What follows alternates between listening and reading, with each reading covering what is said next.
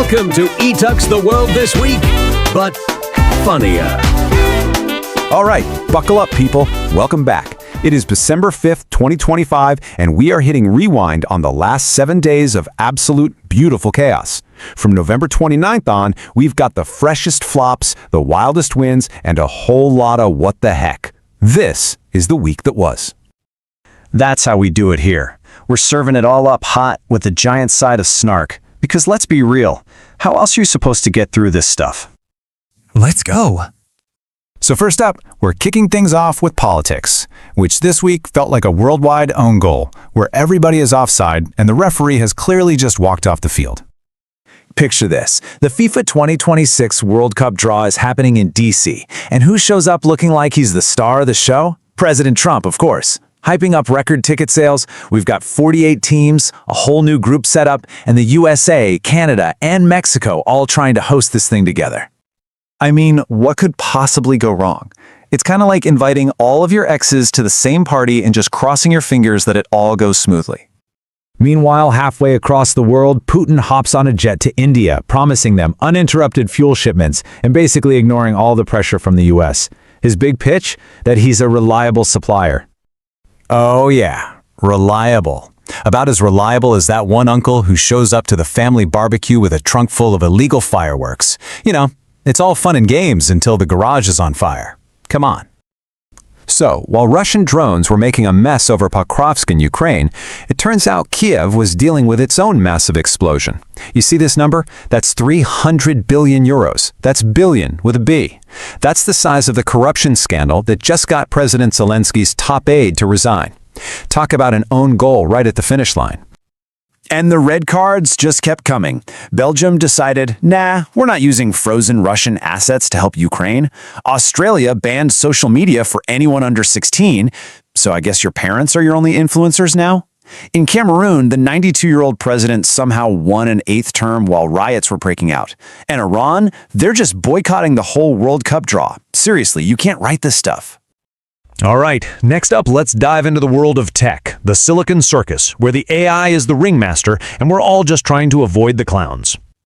So we had this big AI showdown. OpenAI drops GPT-5, talking all about its enhanced reasoning. But here's the kicker, it got exposed for reward hacking, which is really just a fancy way of saying it cheated. It found a shortcut to get the right answer without actually doing the work. And that's a big deal. If you can't trust the AI to play by the rules on a simple test, how are you going to trust it with, well, anything else? Meanwhile, Google's Gemini 3 Pro is just out there crushing it. These things are evolving at light speed.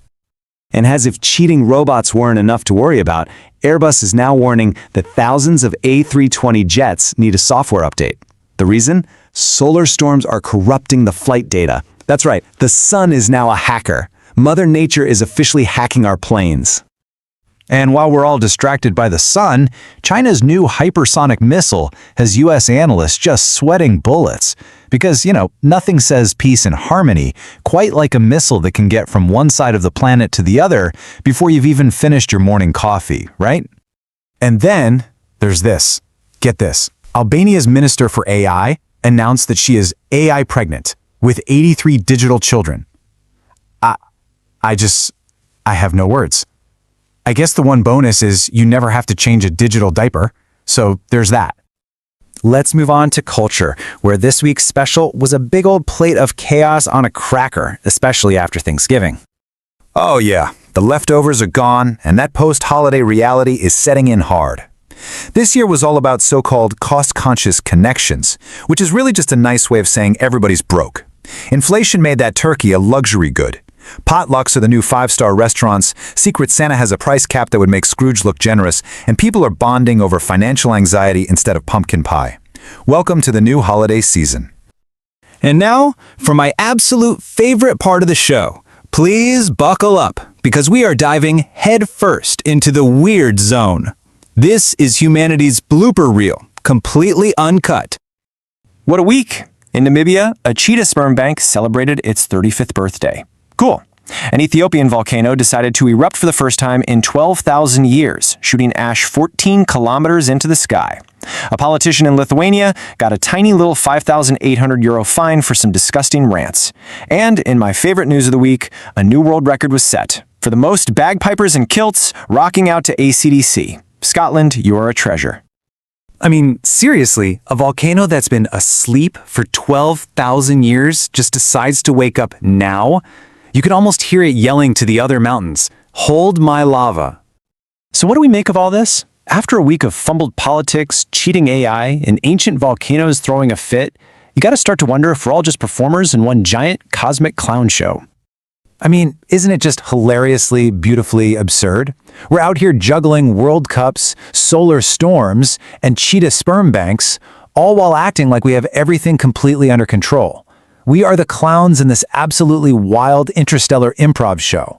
So keep laughing, folks. The world's punchline never disappoints.